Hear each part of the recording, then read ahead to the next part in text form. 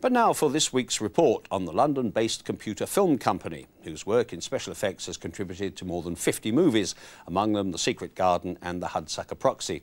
CFC is now regarded as one of the world's leading FX companies and is run by Dr. Mike Boudry, who has himself pioneered important new technology.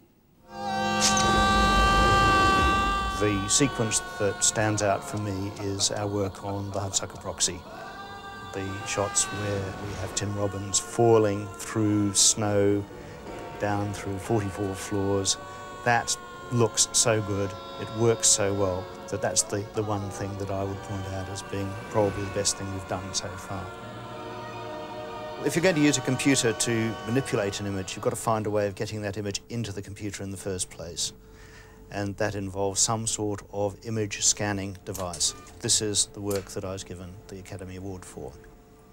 We're clearly pioneers in this new field of digital film, which is incredibly important to the making of films now, all sorts of films. For his pioneering work in the field of film input scanning, the Academy is pleased to present him with a Technical Achievement Award.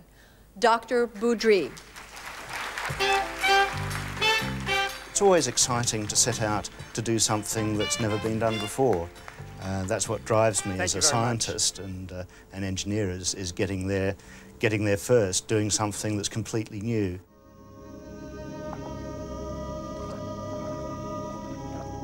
In a field like this, if you stand still, everyone just rushes past you. The world is progressing at an incredible rate, so we have to keep moving as well.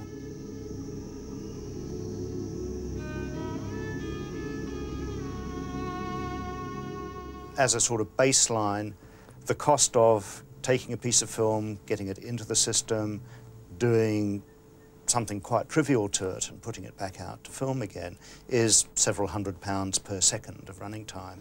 And as the amount of work gets more serious and as the number of elements goes up, this can quickly escalate to thousands of pounds per second. On the one hand, we have the movies in which special effects are an obvious part of the end result.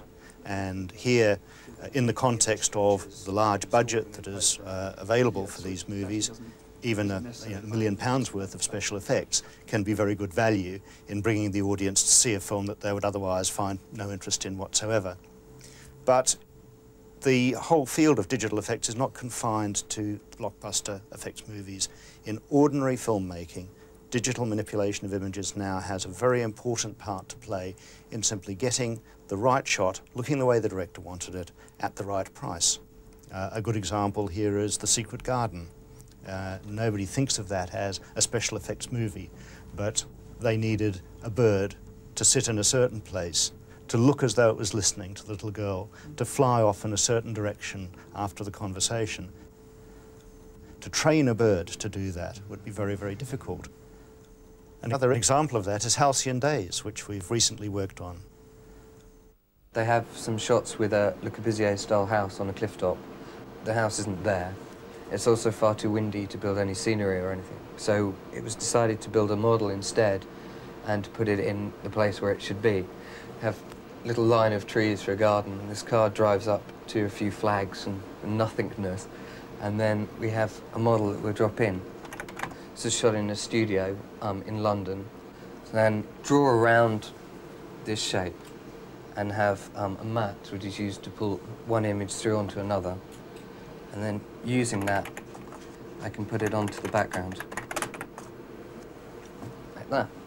Also, there's a problem in this shot that the background dips away slightly at this end, so I had to lift up that area to hold the house on the cliff.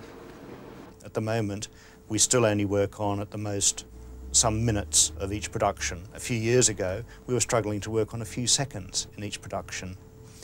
Within the next 3 to 5 years, the whole movie will go into a digital system. The whole lot will be available for manipulation in lots of different ways, and only when that's been done will the final negative be shot out as one complete, final, finished film.